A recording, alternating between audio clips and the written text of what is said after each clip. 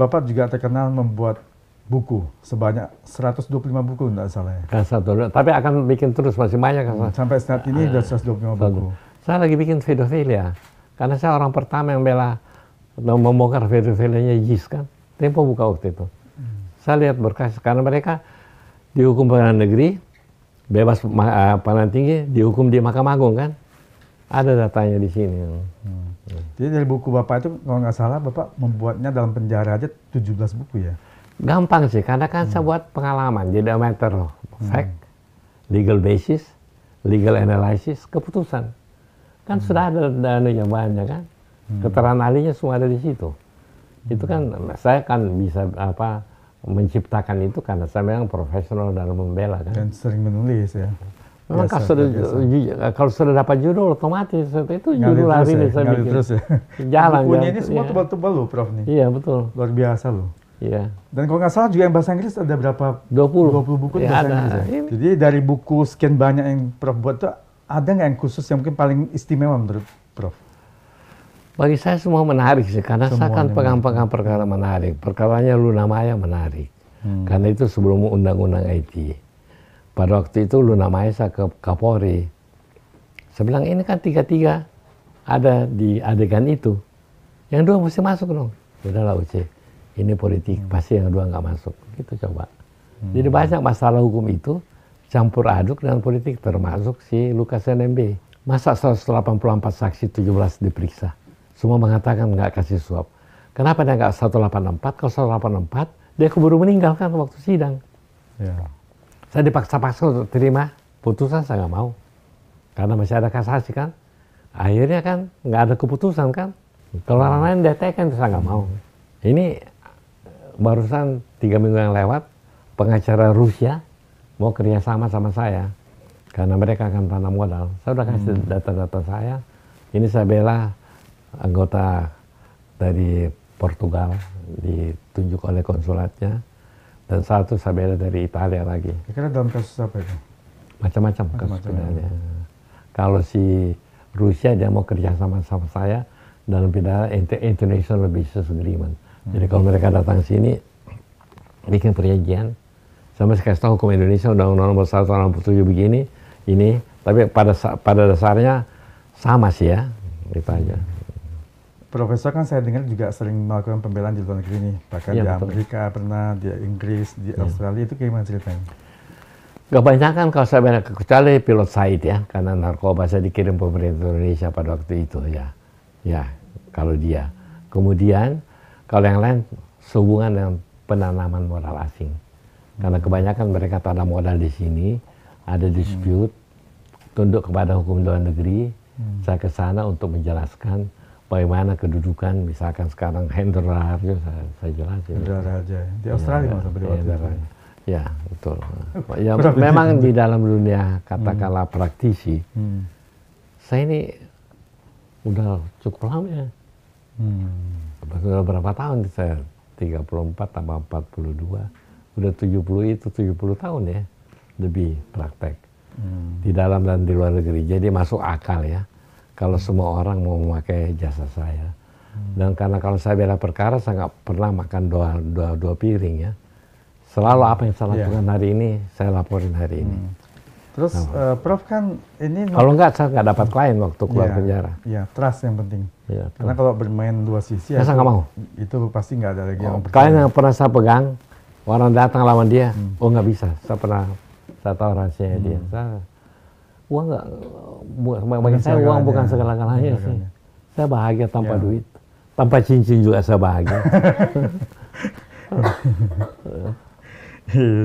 Kalau Prof sendiri, kalau menurut kasus Timah yang ini, kira-kira korupsinya gimana? Kira-kira pandangan umum. Korupsinya udah lama itu kalau itu kan diselundupkan keluar. Kan saya pernah bela soal Timah, selalu diselundupkan keluar tanpa bayar pajak apa semua.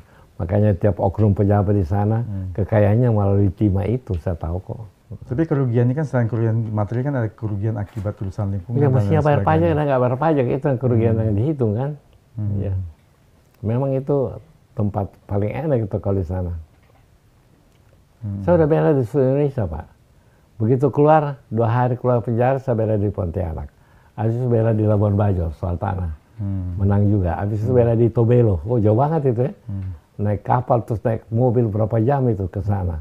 Habis itu bela di Kalimantan Tengah, kemudian bela di Batam, Pak Sisono. Habis menang 600 miliar, Pak Sisono kembali duitnya apa semua. Bela di mana-mana Pak. Makanya Prof kan dikenal dengan julukan manusia sejuta perkara nih. Nggak tahu itu si Tempo yang bilang itu kan. Tentunya kan pasti sudah diteliti Ya, dan yang Million Surprise kan yang itu yang Gramedia yang keluarin kan, bukan saya. Dari sekian banyak kasus yang Prof tangani, apa yang paling menarik, mungkin yang sesuatu yang paling unik lagi? Sebenarnya itu Ida Yasat yang Paru kan udah pernah pulang kan, mesti dipulangkan pada waktu itu. Dia datang kemari. Saya tulis surat yang beriba-iba kepada Ibu Tin, tapi ditulis tangan sama dia kembali. Ibu Tin, dia bilang gitu, sederhana. Saya seorang ibu, mencintai Indonesia. Karena kesalahan saya mesti meninggalkan Indonesia. Meninggalkan suami dan anak saya.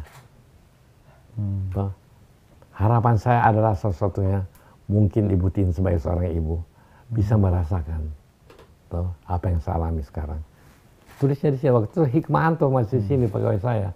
Tulis tangan, terus bawa ke Cendana. Ada tentara sebelah gue nggak mau tahu ini surat sampai ke Ibu Tin. Akhirnya apa? Berhasil, jadi disuruh keluar dulu baru kasih masuk, kasih warga negara. Hidayah itu. Sudah nggak ada ilmunya itu kan. Pada waktu itu. Makanya Hikmahanto ingat banget itu Profesor. Si Oce ini begitu sudah nggak ada harapan masih berusaha, tapi berhasil. Ya. Terus kalau Dan saya pernah bela tuntutan korupsi, tuntutannya bebas. Tuntutan ada bukunya.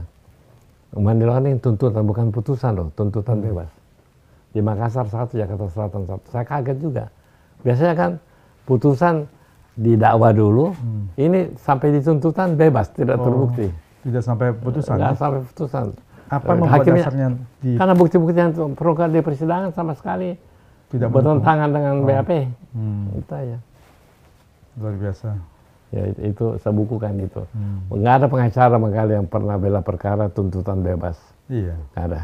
Ada lagi Prof, mungkin Prof kan juga di Amerika ini pernah foto sama Presiden Obama. Ini apa ceritanya? Jadi gini, itu kan pertama kedutaan Amerika di sini minta buku-buku saya. Mungkin mereka tahu saya. Kan buku saya ISBN semua. Saya tanya kedutaan Amerika, what for? Saya bilang. Itu for comparative study, Asian law. Sebenarnya bagaimana? Sebenarnya part of my books is Indonesian language. How can? Dia bilang di sana ada orang pintar-pintar bahasa Indonesia. Oke, dikirim. Gak tahu kenapa ada pikiran saya, barangkali mau tulis surat ke Obama. Kalau saya tulis surat, Mr. President, apa mungkin is a possibility to make an audience, I mean, to your office. Dibalas loh waktu itu. Langsung tanggapi. Langsung saya naik pesawat 380 dari Singapura ke Newark. Di sana, imigrasi tanya, untuk apa sih ini? Saya bilang turis, is that true? Mereka mungkin sudah tahu ya. Ya pasti diinformasikan. Iya, dikasih hotel dekat-dekat Bang itu. Pertama kali saya masuk di Gedung Putih sebagai orang VIP.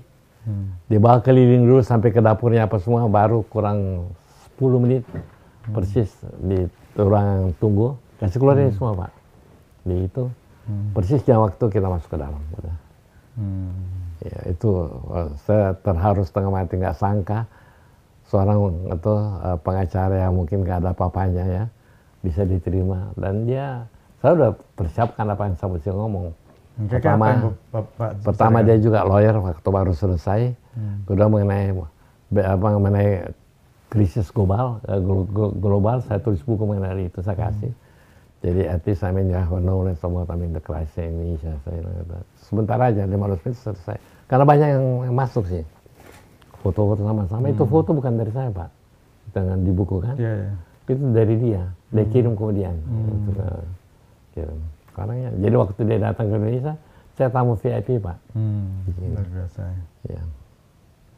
Mungkin itu yang paling berkesan ketemu orang ya. Presiden-presiden Indonesia sudah saya ketemu.